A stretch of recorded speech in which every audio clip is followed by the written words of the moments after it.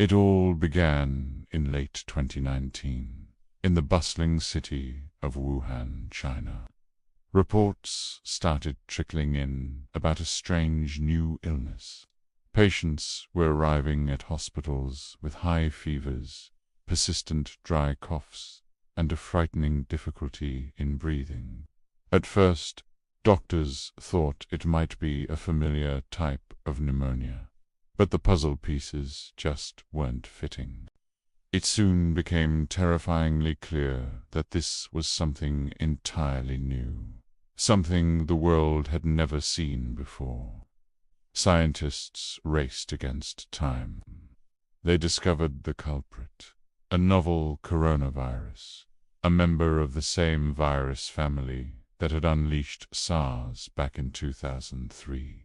They named the virus SARS-CoV-2, and the devastating disease it caused became known as COVID-19, short for Coronavirus Disease 2019. From that single point of origin, the virus began its silent, invisible march across the globe. It spread with breathtaking speed. What started in one city exploded across China, then leaped to neighboring countries, and within mere weeks, it had planted its flag on almost every continent.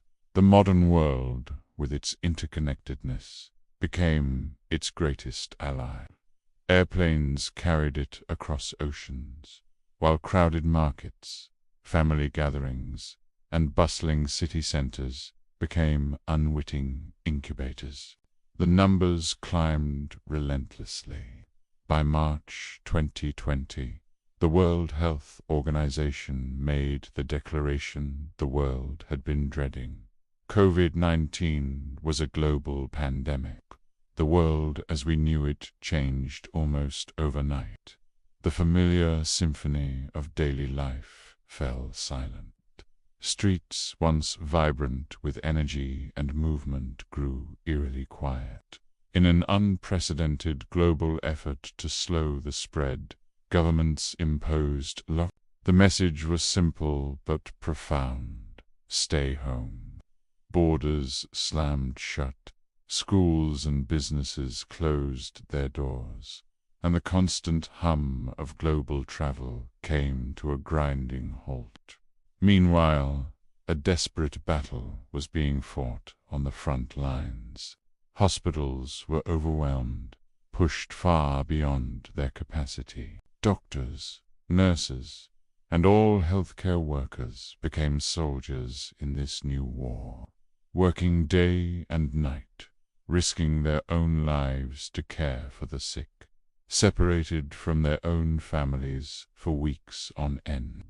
The virus was proving to be a formidable and deadly enemy, while older individuals and those with weakened immune systems were especially vulnerable.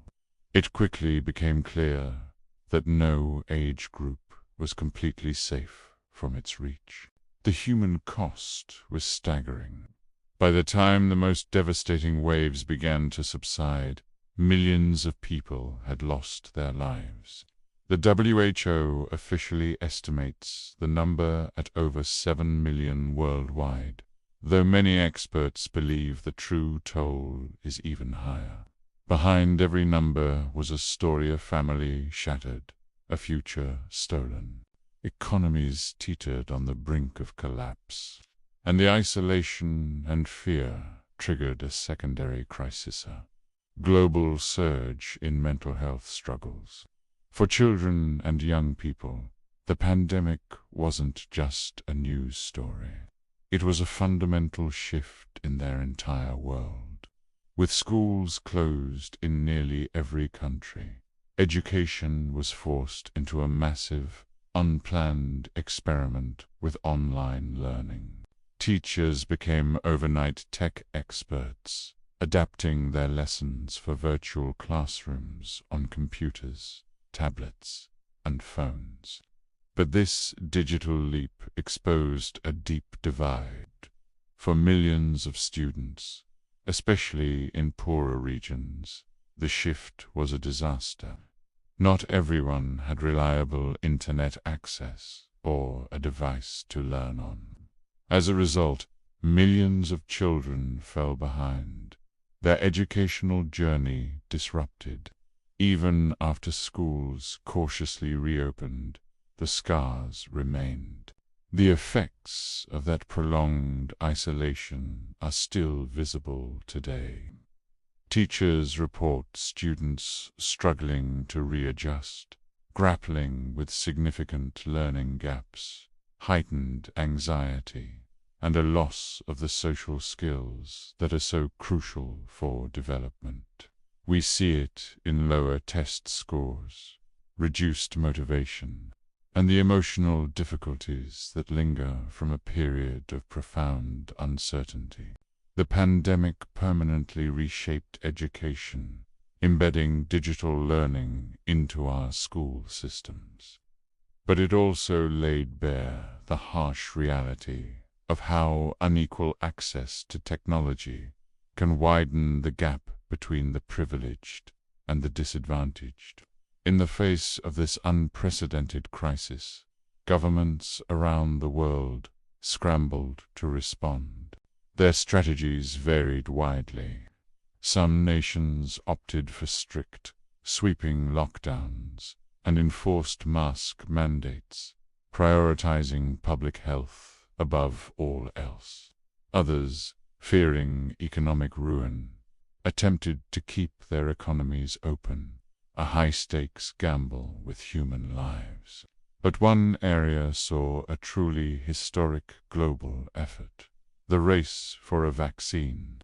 In a feat of scientific brilliance and collaboration, researchers delivered, by the end of 2020, in record time, several effective vaccines, like those from Pfizer-BioNTech, Moderna, and AstraZeneca, became available. Massive vaccination campaigns were rolled out, a beacon of hope that saved millions of lives. However, this triumph was shadowed by a growing wave of misinformation and fear, which led some people to refuse the life-saving shots, complicating the path out of the pandemic. To cushion the economic blow, governments also launched enormous financial aid packages.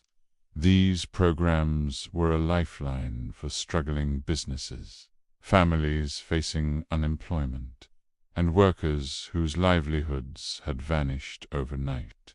Yet, despite these efforts, no country escaped the deep social and economic scars. The pandemic forced a global reckoning, changing how we think about public health, the nature of work, and the very fabric of human connection. Remote work, once a niche perk, became mainstream. Digital tools became essential for daily life, and public health systems worldwide began the urgent task of preparing for the inevitable next pandemic. By 2023, the world began to breathe again. Most restrictions were lifted, and life slowly, cautiously, returned to something that felt like normal. But COVID-19 never truly went away. It settled in, becoming an endemic virus, much like the flu, continuing to cause smaller waves of infection each year. The experience left humanity humbled, but also wiser. It was a stark reminder of how quickly our world can be turned upside down, how deeply interconnected we all are, and how absolutely vital science, unity, and compassion are when facing a crisis of this scale. Even today, the echoes of that time remain. They are in the classrooms where teachers and students are still working to catch up. They are in the quiet moments of families who carry the permanent grief of losing loved ones. And they are in the collective memory of a world that will never forget the years when everything stopped. The years when we all learned, in one way or another, what it truly means to face an immense challenge together. Thank you so much for watching and reflecting on this incredible story with us. If you found this video meaningful, please consider liking it and subscribing to our channel for more content that explores the events that shape our world. Stay safe and take care.